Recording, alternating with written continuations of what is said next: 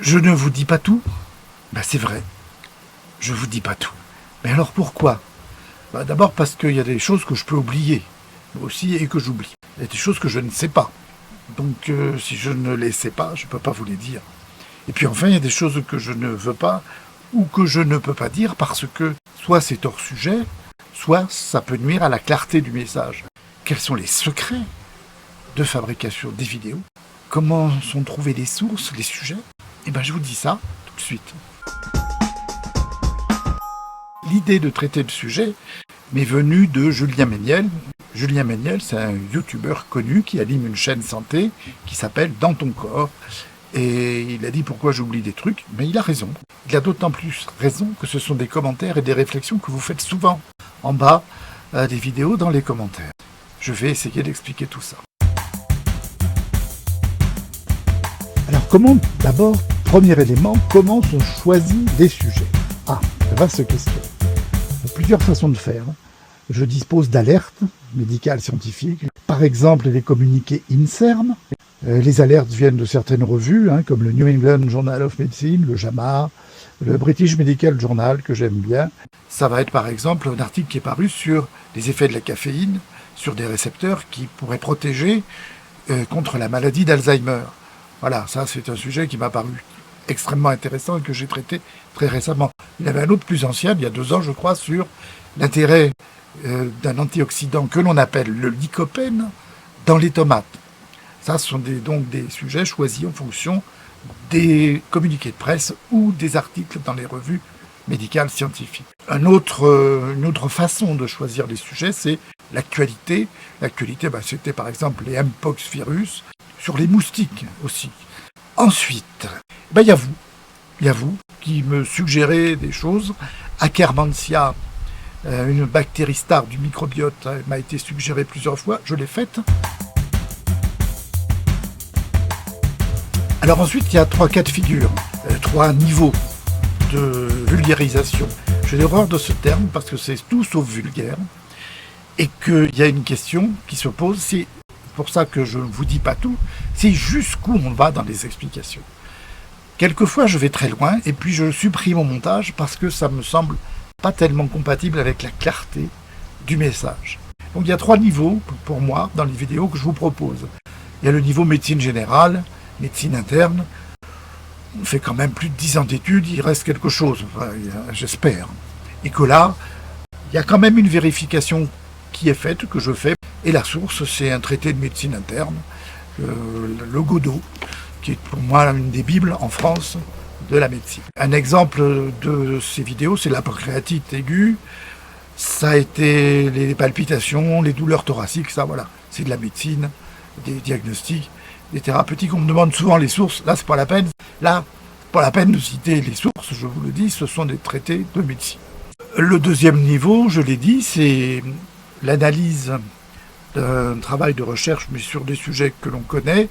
Bon, je suis gériatre, tout ce qui touche le vieillissement, puis la médecine interne du vieillard, je connais un petit peu. Donc, il faut quand même lire et analyser l'article, c'est pas le plus compliqué. Troisième niveau, ce sont des articles de recherche sur des sujets pas forcément gériatriques. Alors là, c'est plus compliqué, ça nécessite un travail. Je rapprocherai de ça les articles de recherche fondamentale, parce que je reste persuadé que l'on peut tout dire avec des mots simples. Parce que c'est le but de cette chaîne, de vous donner les outils, les éléments pour que vous puissiez être acteur de votre santé. Est-ce que un médecin peut traiter autre chose dans ses vidéos que sa spécialité? Ben oui, pour les raisons que je viens de vous dire, ça nécessite un travail de recherche, souvent d'analyse et de simplification, de traduction, sans faire de contresens. Et là, en général, il faut citer les sources, ce que je fais à chaque fois. Alors certains me demandent de citer les sources, elles y sont. Seulement voilà, si vous ne regardez pas jusqu'au bout, vous risquez de rater la référence, je la mets là où je pense qu'elle peut être utile. Et si je sais que vous ne regardez pas jusqu'au bout, si, je le sais. Sauf de très rares exceptions, tout ce que je vous dis, même là, c'est écrit. Je n'ai pas de prompteur, vous savez, le machin qu'on met devant, parce que j'aime pas ça, mais on peut se tromper. et ben, j'apprends le texte. Bon, il faut dire que, sauf exception là encore, on a un background, comme on dit, on a une culture qui permet de retenir l'essentiel. Et puis quand on ne sait pas, ben, on se trompe et puis on recommence. Enfin, il y a le public. Ben, il y a vous, qui vous exprimez. Et ceux qui sont contents. Et ceux qui ne sont pas contents, ben, normal. Hein. Il y a ceux qui préfèrent des insultes, un peu moins en ce moment. Sur le café, par exemple, sur les vaccins, sur les médicaments. Ensuite, il y a ceux qui en savent plus que vous. Et ça ne me choque pas, bien au contraire, puisque c'est l'objectif de cette chaîne. Qui connaît mieux le diabète qu'un malade diabétique? En principe, personne. Alors il y a encore des réticences chez les docteurs pour ça, qui préfèrent garder leur savoir. Non, il faut le diffuser. Il y a ensuite ceux qui croient en savoir plus, mais qui font des contresens. C'est plus compliqué à gérer parce que c'est bien de s'intéresser. Mais quelquefois, l'analyse des données médicales n'est pas si simple. Et c'est normal que si je vous donne un avis, certains d'entre vous me répondent « Oui, mais le docteur machin, il a un avis différent. » C'est pas choquant. Il y a enfin les croyances. On croit en telle chose. Alors là, c'est pas la peine. On ne peut pas lutter contre les croyances. Par exemple, la chaleur et les moustiques qui ne sont pas attirés par la lumière. Il y a beaucoup de travaux là-dessus, et les moustiques ne sont pas attirés par la lumière, mais là, il n'y a pas moyen de... Tant pis. Comment mettre à jour ces connaissances médicales? Il y a un article que je vous mets là en référence qui date de 2011, c'est quand même pas tout jeune, et qui montrait que pour se mettre à jour en médecine générale, en médecine, il fallait le niveau des connaissances doubler. Avant, c'était tous les 7 ans, et en 2011, c'était tous les 73 jours. Vous vous rendez compte? Les nouvelles connaissances doublent tous les 73 jours. Alors c'est impossible de tout savoir. Mais il faut s'en rendre compte, il faut l'accepter. Alors comment on fait? Ça doit faire partie d'un travail quotidien.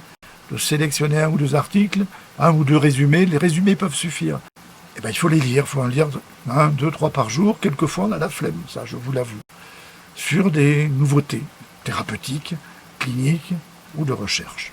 Alors il y a une base de données que j'aime beaucoup, j'utilise pratiquement que celle-là, c'est PubMed.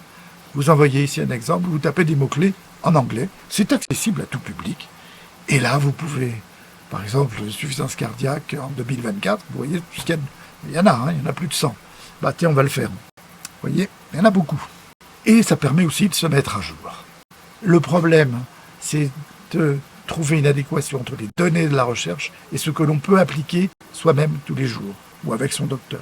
Et c'est ce que j'essaye de faire à chaque vidéo, mais à la fin. D'où l'intérêt d'aller jusqu'au bout. Ou de regarder les chapitres qui vous intéressent, parce que je divise tout ça en petits chapitres. Les vidéos YouTube sont un moyen pour vous, mais aussi pour moi, parce qu'il y a des sites scientifiques, très bons sites comme Osmose, sur YouTube, qui traitent de données scientifiques. Il y a des youtubeurs, il y en a beaucoup, qui font des vidéos remarquables. Et ça, c'est une autre histoire.